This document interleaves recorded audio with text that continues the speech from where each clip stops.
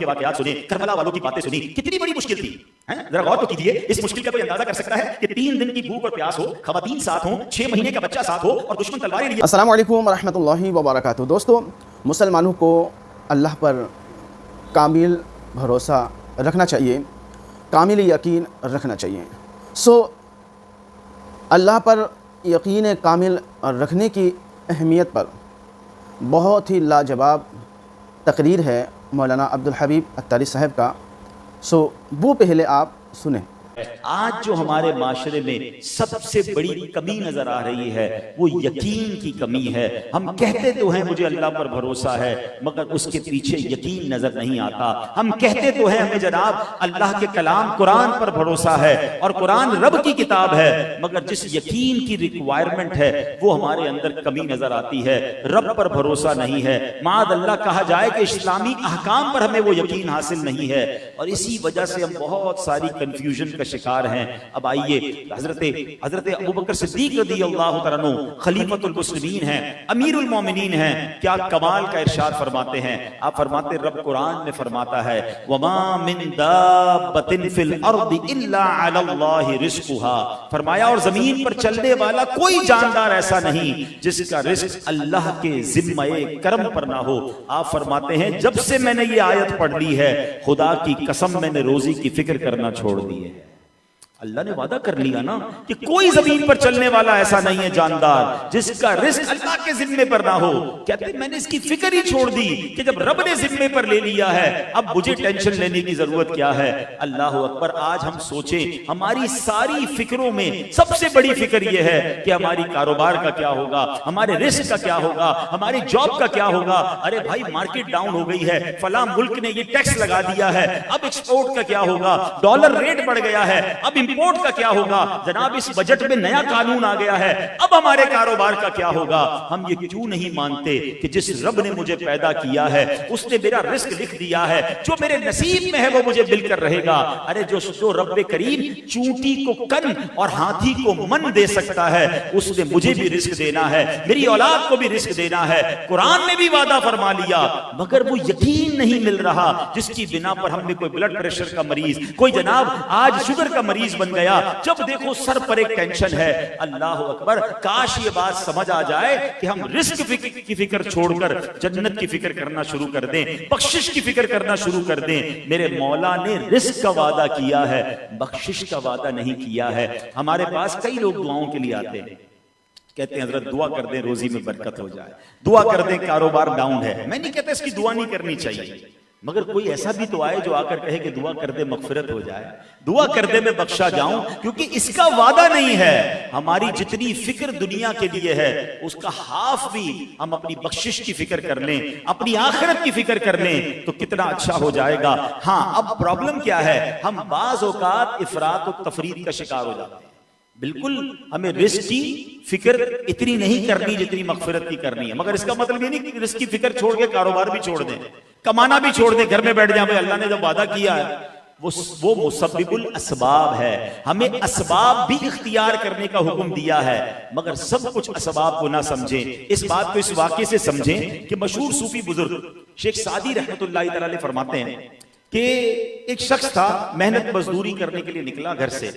उसने देखा कि एक अंधी लोमड़ी है और अंधी भी है, अपाहज भी है, देख भी नहीं सकती, मूव भी नहीं कर सकती। तो वो शख्स सोचने लगा कि इसके हाथ पैर भी नहीं है, ये देख भी नहीं पा रही, ये खाती कैसे है, इसको रिस्क कहां से मिलता है। वो कहता है वो उसको वहीं थोड़ी देर के लिए रुक गया। अब जब उसने हैरान हुआ तो देखा कि एक शेर वहां से आया, उसके मुंह में कोई शिकार था, उसने वो शिकार उस लोमड़ी के सामने डाल दिया। जितना लोमड़ी ने खाना था खा लिया, बाकी वो शेर उठाकर ले गया। ये शख्स सोचने लगा कि जब रब का ऐसी कुदरत है कि ये अंधी है, ये अपाहज है और इसके लिए शेर जनाब खाना लेकर आ रहा है, तो फिर मैं तो अशरफुल मखलूकात हूं, अब मुझे कमाने की क्या जरूरत है, अब मुझे स्ट्रगल करने की क्या जरूरत है। वो बंदा जाकर घर पर बैठ गया, अल्लाह अल्लाह करने लगा।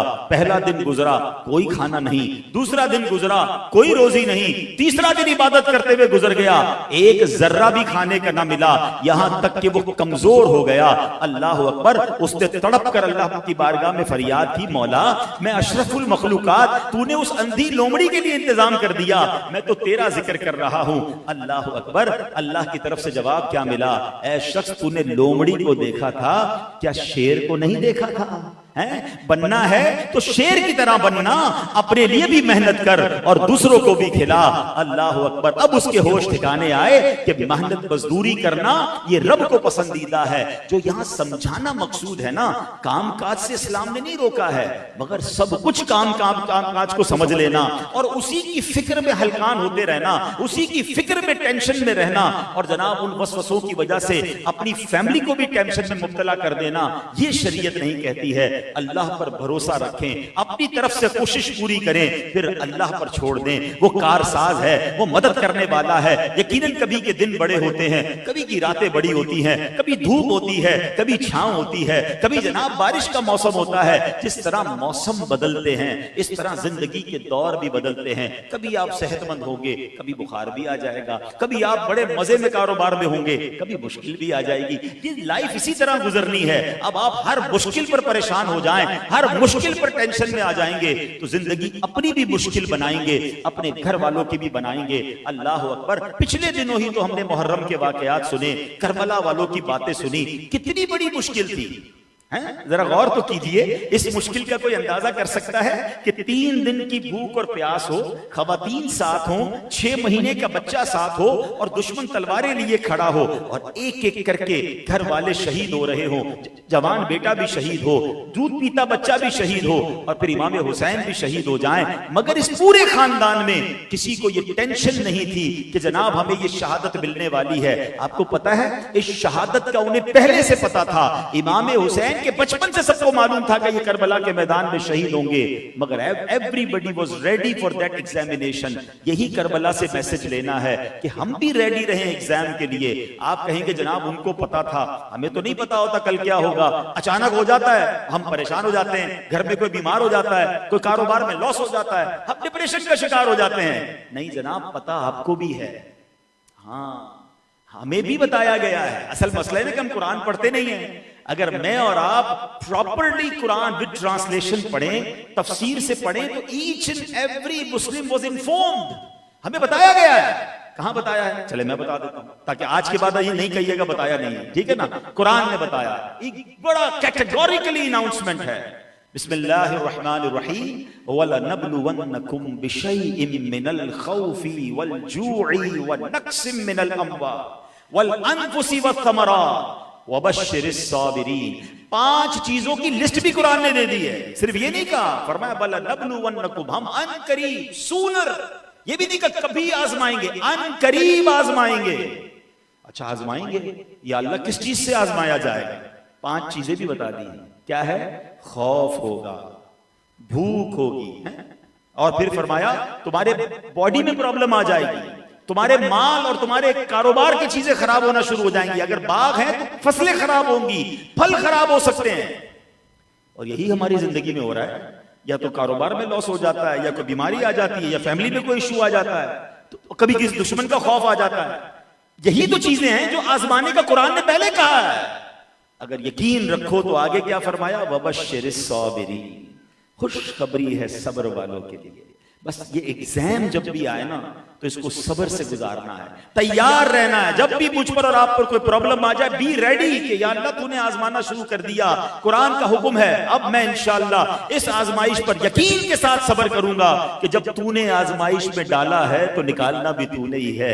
इन्नल्लाह अला कुल्लि शैइन कदीर। और इस यकीन को कितना जरूरी है, देखिए इस टॉपिक पर बात नहीं होती। आज हदीस पाक सुनाता हूं।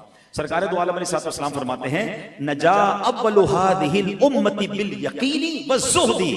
इस उम्मत के पहले लोग यकीन और दुनिया से बेरगबती के जरिए नजात पा गए। यकीन होता था और दुनिया से बेरगबती होती थी, उन्हें नजात मिल जाती थी। और फरमाया वा यहलिकु आखिरु हादिहिल उम्मा बिल बुखली वल अमली। फरमाया इस उम्मत के आखिर में आने वाले कंजूसी और लंबी उम्मीदों के सबब हलाक हो गए। आज देखें उम्मीदें लंबी हैं, बहुत जीऊंगा, अभी तो 5 साल बाद ये करना है, 10 साल बाद ये प्लान है, बस ये घर बन जाए, फिर अगले 10 साल बाद सोसाइटी चेंज, कंट्री चेंज है, फला प्लानिंग फला planning. We are not talking कि प्लानिंग न करो, प्लानिंग करनी चाहिए, मगर इस प्लानिंग में आखिरत कहां है? इन तमाम चीजों में मेरा मरना कहां है? अगर ये करते करते मर गया तो सुभान अल्लाह, ये भी तो प्लानिंग हो कि कब्र भी रोशन होगी, उधर भी जवाब सही दूंगा, जनाब सदका जारिया के इतने काम कर लिए कि उधर भी जन्नत तैयार है। तो प्लानिंग आखिरत की भी तो हो ना, और अल्लाह पर यकीन भी हो। अल्लाह करे कि ये बात हमें समझ आ जाए। अच्छा, आप कहेंगे जनाब हमें तो बड़ा यकीन है, हम बेयकीनी कहां करते हैं? चले मैं कुछ एग्जांपल्स बताता हूं, चेक कर लें। जितने मेरे भाई मुझे सुन रहे हैं, इस्लामी बहनें, ये बयान लाइव भी जा रहा है, सारे लोग अपने आप को चेक करें। अब जो मैं कुछ एग्जांपल्स दे रहा हूं कि क्या मैं इस बेयकीनी की कैफियत पे हूं कि नहीं। अब मिसाल के तौर पे हम मुसलमान हैं, हमारा ईमान तो ये है कि रिस्क देने वाला रब है, फिर भी माल के पीछे मारे मारे क्या हम नहीं फिरते हैं? कोई सूद का सहारा ले रहा है, कोई हराम रोजी कमा रहा है, यार डील बड़ी अच्छी आई है, झूठ थोड़ा सा बोलना पड़ेगा, काम जबरदस्त हो जाएगा। अच्छा, मैं नहीं बोलूंगा तो कोई और ले जाएगा, इसलिए मैंने ये डील कर ली है। तो किधर गया भरोसा, किधर गया ईमान कि अगर झूठ बोलकर नहीं कमाऊंगा तो भी मेरे नसीब का मुझे मिलकर रहेगा। ईमान जबान से कहने का नाम नहीं है। लॉजिकली तो हम सारे कहते हैं अल्लाह रिस्क देने वाला है, मगर प्रैक्टिकली हमारा अमल बता रहा है कि हमें इस पर यकीन नहीं है। जब भी तो कोई दुनिया के भर के दौरे कर करके मारे मारे फिर रहे हैं, चाहे उसमें हराम करना पड़े, हलाल करना पड़े। मैं दोबारा कहता हूं, हलाल कमाने के लिए स्ट्रगल करने का मना नहीं किया शरीयत ने, लेकिन जो हलाल और हराम की तमीज उठा देते हैं, या सिर्फ कारोबार और माल को टाइम देकर उनकी नमाजें भी कज़ा हो रही हैं, वो अपनी फैमिली को भी टाइम नहीं दे रहे, अपनी सेहत को भी बर्बाद कर रहे हैं, तो फिर उनका इसका मतलब ये हुआ कि फिर यकीन नहीं रहा। आगे चलिए, हम सब मानते हैं कि अल्लाह मुश्किलात से निजात देने वाला है, मुश्किल से निजात देने वाला तो रब है ना, ये हमारा मानना है, मगर यकीन है? अगर ये यकीन होता तो फिर डिप्रेशन किस बात की, फिर मायूसी किस बात की? जब मुझे पता है कि मेरा रब चाहे तो हजरत यूसुफ को अंधेरे कुएं से निकालकर मिस्र का बादशाह बना सकता है, मेरा रब चाहे तो दरियाए नील हजरत मूसा अलैहिस्सलाम के लिए रास्ते निकाल सकता है, तो वो मेरे लिए भी रास्ते निकाल सकता। रब तो वही है ना, मादअल्लाह, अल्लाह तो चेंज नहीं हो गया। जो हजरत मूसा के दौर में रब था वो आज भी रब मौजूद है, फर्क मेरे अंदर आ गया है। हजरत मूसा को यकीन था, अल्लाह की भरोसे पर कदम रखा, दरियाए नील ने रास्ता दिया। मुझे अल्लाह पर यकीन ही नहीं रहा तो कहां से मेरे मसले हल होंगे। हजरत इब्राहिम के साथ क्या हुआ था आपको पता है? हजरत इब्राहिम अलैहिस्सलाम को जब आग में डाला गया तो सारे फरिश्ते बारी बारी आए कि आप हमें इजाजत दें। हवा का फरिश्ता आया, आप इजाजत दें तो हवा से आग बुझा देते। बारिश का फरिश्ता आया, आप इजाजत दें बारिश बरसा कर आग बुझा दूंगा। आपने फरमाया मुझे तुम्हारी कोई जरूरत नहीं है।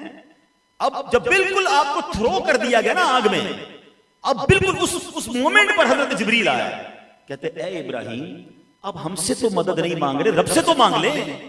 आपने फरमाया अल्लाह देख रहा है ना, अगर उसे बचाना होगा तो बचा लेगा, और अगर इसकी रिजा इसमें है कि मैं आग में डाला जाऊं तो मैं राजी हूं। ये जो राजी बर रिजा है ना, ये बात बड़ी गहरी कहने जा रहा हूं, आज इस जुमले को जरा समझ लीजिए।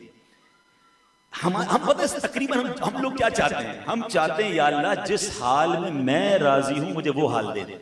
हम अपनी पसंद का हाल चाहते हैं। हम क्या कहते हैं? या अल्लाह कारोबार में बरकत दे, बेटा नहीं है तो बेटा दे दे, घर अच्छा नहीं है घर दे दे, है अल्लाह में फला मुल्क का वीजा मिल जाए। जो मैं चाह रहा हूं, मेरी डिमांड लिस्ट है ना, जो मुझे कंफर्टेबल करती है, जो मुझे रिलैक्स करती है, जो मेरी लाइफ को इंजॉयबल बनाती है, मैं वो अल्लाह से मांगता हूं। आपको पता है अल्लाह वाले क्या मांगते हैं? ए अल्लाह उस हाल में मत रख जिसमें मैं राजी हूं, मुझे उस हाल में रख जिसमें तू राजी है। हाँ, हजरत इब्राहिम ने क्या कहा कि अगर अल्लाह ने बचाना है तो वो बचा लेगा, और अगर वो उसकी रिजा इसमें कि मैं जल जाऊं तो मैं उसके लिए भी तैयार हूं, मैं उस रिजा में राजी हूं। फिर क्या हुआ कि आग का काम जलाना है। अच्छा, यहां एक और बड़ी बारीक सी बात है, अल्लाह करे मैं आपको समझाने में कामयाब हो जाऊं। हम जो असबाब के पीछे भागते हैं ना, इस बात को जरा समझिएगा। मिसाल के तौर पर हम क्या कहते हैं? यार पैसे होंगे ना तो बड़ी खुशी मिल जाएगी, अपनी पसंद का खाना खा लेंगे, अपनी पसंद का घर बना लेंगे, बीमार हो गए तो इलाज करवा लेंगे, पैसे होंगे तो मक्के मदीने जाएंगे, पैसे होंगे तो हॉलिडेज पे जाएंगे। हम समझते हैं पैसा ये सब करवाता है, यही हमारी मिस्टेक है। हम समझते हैं दुकान पे ताला लगेगा, ये सिक्योरिटी गार्ड खड़ा होगा तो मेरी दुकान की हिफाजत होगी। नहीं, ये असबाब जरूर हैं। रब चाहेगा तो हिफाजत होगी, रब चाहेगा तो खुशी मिलेगी, रब चाहेगा तो आपको जनाब उस सबब से बरकत मिलेगी। अब मैं इसको समझा भी देता हूं। आप कहेंगे ये बात तो अच्छी है मगर इसकी कोई मिसाल है? चलिए मैं मिसाल से समझाता हूं। अब मैं आपसे सवाल करूंगा, सबने जवाब देना है। छुरी का काम क्या है? छुरी का काम जब आप कट करेंगे क्या है? काटना। आग का काम क्या है? जलाना। पानी का काम क्या? अगर बड़े पानी में कोई चला जाए तो डुबाना। ये तीन चीजें तो लॉजिकली है ना। इसका मतलब सबब क्या कह रहा है कि छुरी फिरेगी तो गला कटेगा, मगर हजरत इब्राहिम ने छुरी फेरी है। रब ने नहीं चाहा तो हजरत इस्माइल ज़िबा नहीं हुए, मेंढा आ गया मगर तकलीफ नहीं हुई। आग का काम जलाना था मगर रब ने चाहा कि यह आग गुलजार बने तो हजरत इब्राहिम आग में जाते हैं। उस सबब ने काम करना छोड़ दिया, आग हिफाजत करने वाली बन गई। आपको पता है नमरूद का क्या हाल हुआ था? जब हजरत इब्राहिम को आग में डाला ना, उसको सब्र नहीं आ रहा था। एक दिन बाद वो अपने महल की छत पे गया और जाकर देखता है हजरत इब्राहिम का बना क्या। आग ने तो जला के राख कर दिया होगा, मैंने इतनी हैवी वेट आग लगाई है। मगर जब वो ऊपर से देखा तो हजरत इब्राहिम बाग की तरह आग में बैठे हुए हैं। उसको बड़ा अजीब लगा, सोचता है लगता है आग गलत लग गई है, कोई रिएक्शन वाली आग लग गई है, चेक कैसे करूं। उसने अपने एक बंदे को आग में डाल दिया। जैसे ही उसको डाला, आग ने सेकंडों में उसको जला के भस्म कर दिया। उसके चूरे चूरे यानी वो जल के खत्म हो गया। नमरूद हैरान हो गया कि इसको जला रही है, नमरूद की आग मूसा को क्यों नहीं, हजरत इब्राहिम को क्यों नहीं जला रही। तो यही बात मैं समझाना चाह रहा हूं, सबब और है, खालिक और है। वो चाहेगा तो सबब नफा देगा, वो चाहेगा तो नुकसान वाला सबब भी नफा देगा। अब मुझे बताओ ना, पानी का काम तो डुबाना है। अरे दुनिया ने कैसा नजारा देखा होगा कि हजरत मूसा पूरी फौज के साथ दरियाए नील में दाखिल होते हैं। हजरत मूसा अकेले नहीं हैं, इतने सारे घुड़सवार हैं, मगर वो दरियाए नील रास्ता दे रहा है, आप निकल रहे हैं। अब इसी सबब को देखकर फिरौन ने सोचा ये निकल गए तो मैं भी निकल जाऊंगा। देखिए वही दरिया है, वही रास्ता है, रब चाहे तो तिरा देता है, रब चाहे तो डुबा देता है। ये समझना है मुझे और आपको। हम सबब के पीछे ना भागें, हम अल्लाह को राजी करने की फिक्र करें। अब मैं आपको लॉजिकली एक और बात समझाता हूं। आप कहते हैं ना असबाब होंगे, मुझे बताएं हाथ का काम क्या है? पकड़ना है ना। हाथ से कितने सारे काम करते हैं। आंखों का काम क्या है? देखना है। कान का काम क्या है? सुनना है। जबान का काम क्या है? बोलना है। ठीक है। अब आप कहें कि यार किसी की जबान कट जाएगी तो वो बोल नहीं सकेगा। आपको पता है जितने गूंगे होते हैं इनकी जबान लगी हुई होती है, कटी भी नहीं होती है। हाँ, जितने नाबीना होते हैं उनकी आंखों में होल नहीं होता, आईज आर एग्जिस्टिंग, आंखें मौजूद होती हैं। कभी कभी तो कोई नाबीना हमारे सामने ऐसे देखता हम कहते देख तो रहा है, मगर फिर हाथ हिलाते तो पता चलता नहीं यार इसको नजर नहीं आ रहा है। बहरे के कान होते हैं, ऐसा थोड़ी के कान निकले हुए होते हैं। तो इसका मतलब बॉडी पार्ट का तो कमाल ही नहीं है। मेरे पास हाथ हैं, ये ताकत वाले जब होंगे जब रब चाहेगा। अगर रब नहीं चाहेगा तो ये हाथ ऐसे गिरेंगे कि दुनिया उठाना चाहे ये हाथ एक इंच काम नहीं करेंगे। जबान जरूर है मेरे पास, मगर इस जबान में अगर रब ने ताकत देनी है तो इसने आवाज निकालनी है, वरना लगी हुई जबान से बेचारा वो गूंगा इशारे करता रहता है।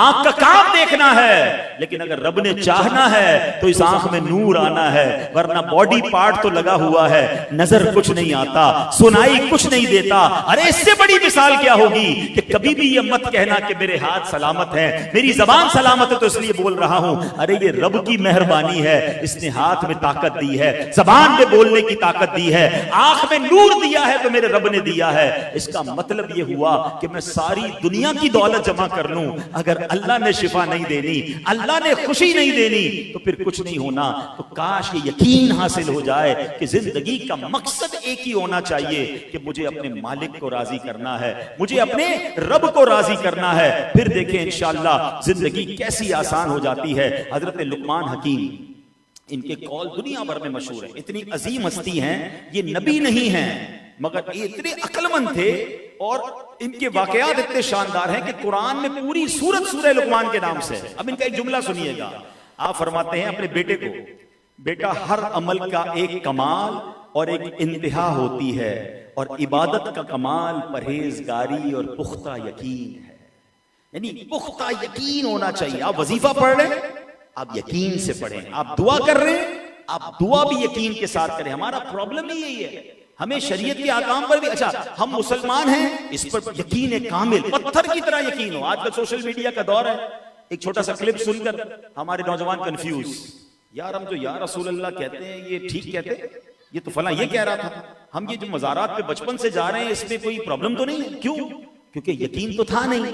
मुताला किया नहीं था, अपना अकीदा सीखा नहीं था। एक बंदा आया, उसने आके हमें कंफ्यूज कर दिया। कैसे कंफ्यूज कर सकता है? जिस तरह मुझे यकीन है कि इस वक्त रात है, ऐसे मुझे यकीन होना चाहिए कि अल्लाह एक है। अल्लाह करीम, उसके प्यारे नबी अलैहिस्सलाम अल्लाह के आखिरी नबी हैं। इस अकीदे में कोई मुझे शको शुबा नहीं है, यकीन कामिल है। अल्लाह सुब्हानहू व तआला ने कुरान पाक हमारे आका पर नाजिल किया है, यकीन कामिल होना चाहिए। मुझे सहाबा पर मोहब्बत है, हर सहाबी जन्नती है, ये यकीन कामिल होना चाहिए। हर अहले बैत हमारी आंखों का तारा है, इसमें कोई कमजोरी की बात नहीं है। हमारा ये यकीन होना चाहिए औलिया अल्लाह के नेक बंदे, और अल्लाह उन्हें अपनी अताओं से बेशुमार इख्तियारात अता फरमाता है। ये मेरा यकीन कामिल होना चाहिए। पहले पढ़ लीजिए, पहले सीख लीजिए, और फिर लॉक कीजिए अपने अकीदे को, अपने ईमान को मजबूत कीजिए। इसमें एक और प्रॉब्लम भी आजकल आ रहा है कि हमारे बुजुर्ग बैठे हैं, मैं हाथ जोड़ा हूं आपके आगे, आपके माशाल्लाह सबके अकीदे बड़े मजबूत, बड़े प्यारे हैं, मगर क्या यही अकीदे हमने अपने बच्चों को सिखाए हैं? हमारे नौजवान औलाद को ये पता है? हमें पता ही नहीं कौन कहां बैठ रहा है, सोशल मीडिया पे क्या देख रहा है, और कंफ्यूज हो रहा है। इसकी कंफ्यूजन कौन दूर करेगा? अगर हम चाहते हैं कि मेरी औलाद मेरे मरने के बाद सदका जारिया का बाइस बने, तो आपको आपके वालिदैन से जो अकीदे का यकीन मिला था, उस यकीन को ट्रांसमिट कीजिए, उस यकीन को अपने बच्चों को सिखाइए, ताकि मेरे मरने के बाद भी मेरी औलाद वो नेकी वाला काम करे और सही उल अकीदा मुसलमान बने। तो ये जिम्मेदारी है वालिदैन की। हम बहुत कुछ सिखाते हैं, लोग कहते हैं मेरे बेटे ने फलां मुल्क में जाकर डिग्री हासिल कर ली, मेरा बेटा जनाब बिजनेस में इतना माहिर बन गया। जनाबे वाला, क्या आपने अपने बेटे को पक्का मुसलमान बना लिया, उसका अकीदा महफूज कर दिया? न जाने किसके साथ बैठ रहा है, किसके साथ उठ रहा है। रोज की नई बातें सुनने को मिल रही हैं कि जनाब पक्के सुन्नी है घराने के बच्चे हैं, और जनाब आज कंफ्यूज फिर रहे हैं। कौन जवाब देगा? खुदा के वास्ते खुद भी यकीन हासिल करें, और उस यकीन को अपने बच्चों को, अगर प्रॉब्लम है, उलमा अहले सुन्नत मौजूद हैं, उनकी किताबें मौजूद हैं, तो इंशाअल्लाह जब यकीन की बरकतें होंगी, फिर देखें कैसे ईमान कामिल होता है। हजरत अब्दुल्ला रदी अल्लाह तआला फरमाते हैं, बेशक रहमत और मुश्किलात से नजात यकीन और अल्लाह पाक की रिजा में है, और गमो परेशानी शक और अल्लाह करीम की नाफरमानी में है। अल्लाह करीम मुझे और आपको यकीन ऐसा कामिल अता फरमाए। और मैं आपको, वक्त मेरे पास कम है, दो वाकयात ज़हन में थे, मगर एक दिलचस्प वाकया सुना देता हूँ। ईमान ताज़ा हो जाएगा, गौसे पाक से मोहब्बत और बढ़ जाएगी। हो सकता है सोशल मीडिया पर किसी को मेरे इस बयान से प्रॉब्लम होता हो तो हो जाए। हमें अल्लाह वालों पर यकीन है कि अल्लाह ने उन्हें बड़ा कमाल दिया है। ये वाकया कौन बयान करता है? अल्लामा अरशदुल कादरी साहब ने यह वाकया लिखा। मुख्तसर वाकया सुनाता हूँ, वाकया तो बड़ा तवील है। अब्दुल्ला नाम का एक बहुत बड़ा डाकू था, और वो उसको बड़ी अचानक दिल पर चोट लगी कि अब मुझे तौबा करनी चाहिए, बड़ी मैंने जिंदगी गलत कामों में गुजार दी है। तो अब उसने जब बहुत जो है वो चोट लग गई कि तौबा करूं, तो किसी ने किसी से पूछा कि कैसे मैं जो है वो नेकी के रास्ते पे जा सकता हूं, कौन सा रास्ता तलाश करूं? तो किसी ने कहा पहले तुम ऐसा करो, कोई मुर्शिद तलाश करो, कोई ऐसा पीर तलाश करो जिसकी बरकत तुम्हें मिले, वो तुम्हें अल्लाह के रास्ते पर लगा दे। उसने कहा अच्छा बताओ फिर मुर्शिद कहां तलाश करूं? तो मशवरा देने वाला कोई मामूली सा ही इंसान था। उसने कह दिया कि अल्लाह पाक पर यकीन रखकर निकलो, जिस पर तुम्हारा दिल मुतमईन हो जाना, समझ लो वही तुम्हारा पीर है। अब वो निकल पड़ा रास्ते में कि चलो ढूंढता हूं कौन मुझे पीर मिलता है। अब रात हुई तो अल्लाह पाक की बारगाह में रो रो के दुआ की कि या अल्लाह मुझे कोई मुर्शिद मिला दे, मैं तेरी राह में आना चाहता हूं। और वो दुआ करके बाहर सड़क पर निकल गया। चौराहे पर पहुंचा तो उसे एक शख्स आता दिखाई दिया। बस उसने जहन बना लिया कि लगता है अल्लाह की तरफ से आया है, यही मेरा पीर है। उसने इसको पकड़ लिया, कहा मुर्शिद जल्दी से अपना मुरीद बना ले, मुझे अल्लाह के रास्ते पे चला दे। वो बंदा चोरी करने निकला था, जिसको इसने पकड़ा ना कि मेरा पीर बन जाओ, वो चोरी करने के लिए निकला था। तो अब वो बड़ा परेशान हुआ कि ये मेरे पीछे पड़ गया, लोग जमा हो जाएंगे, मैं पकड़ा जाऊंगा। कहता अच्छा ठीक है इधर ही खड़े रहो, अभी मैं कहीं जा रहा हूं, वापस आकर तुझे अल्लाह का रास्ता बताता हूं। बस पीर साहब बड़ी मेहरबानी, वो चौराहे पे खड़ा हो गया। वो गया अपना चोरी वोरी करके अपने कामों में लग गया। एक दिन गुजर गए, 2 दिन गुजर गए, 3 दिन गुजर गए। लोग कहते घर चलो, कहते नहीं पीर साहब ने आना है। यकीन था ना कि मुझे अल्लाह का रास्ता दिखाना है। अब अल्लाह की शान देखें, जो वो चोर था ना, वो चोर कहां पहुंच गया? चोरी करने की नीयत से गौस पाक रज़ी अल्लाह तआला के घर पे पहुंच गया है। शेख अब्दुल कादिर जिलानी, वलियों के सरदार, उनके दर पर पहुंच गया।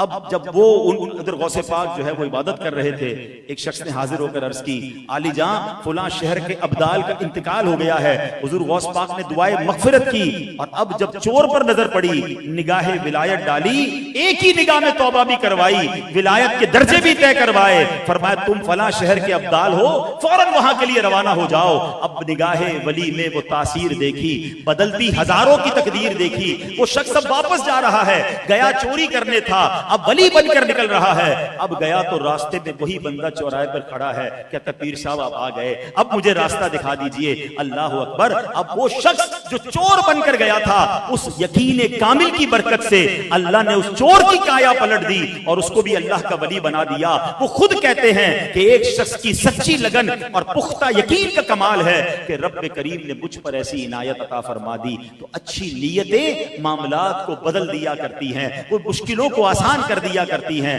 तो बहरहाल मेरे प्यारे इस्लामी भाइयों, आज जो मेरा टॉपिक था वो यही था कि अल्लाह पर भरोसा रखें, यकीन कामिल रखें, अपने आप को डिप्रेशन और मायूसी की तरफ न जाने दें, उस रब्बे करीम के कुदरत पर यकीन रखें और इतना दुनिया के पीछे न भागें। मुझे और आप सबको मरना है, ऐसा ना हो दुनिया को शानदार कर लें और आखिरत में बर्बादी हमारा मुकद्दर हो। अक्लमंद वो है कि अगर दुनिया में अल्लाह ने बेहतरीन जिंदगी दी है ना, वो अपनी आखिरत भी बेहतरीन बनाने की फिक्र शुरू कर दे। दुनिया ने कहीं नहीं जाना है। हम एक जुमला दुआओं में कहा करते हैं, रहमान दुनिया वल आखिरा, मेरा मालिक दुनिया का भी रब है, वो आखिरत का भी रब है। रब को राजी कर लूंगा, वो दुनिया भी अच्छी कर देगा, वो आखिरत भी अच्छी कर देगा। अल्लाह मुझे भी यकीन कामिल की दौलत से नवाजे, आपको भी नवाजे और अल्लाह करीम हमें तवक्कुल की नेमत अता फरमाए। सो दोस्तों, आपने बयान को सुना, अपना राय कमेंट बॉक्स में ज़रूर दीजिएगा और अगर वीडियो पसंद आई तो लाइक शेयर ज़रूर कीजिएगा। दोस्तों, हमें सिर्फ ज़ुबानी नहीं कहना है कि हमें अल्लाह पर भरोसा है, अल्लाह ताला पर यकीन कामिल है, बल्कि अमल से भी ज़ाहिर होना है। सो इस तरह के मज़ीद वीडियो पाने के लिए चैनल को सब्सक्राइब करके हमारे साथ जुड़े रहे और अल्लाह ताला से दुआ करते हैं कि अल्लाह ताला हर मुसलमान के अंदर यकीन कामिल पैदा करें। आमीन। सो इसे ज़्यादा से ज़्यादा शेयर करें। मिलते हैं किसी और वीडियो में, तब तक अपना ख्याल रखें। खुदा हाफिज़। अस्सलामु अलैकुम व रहमतुल्लाह।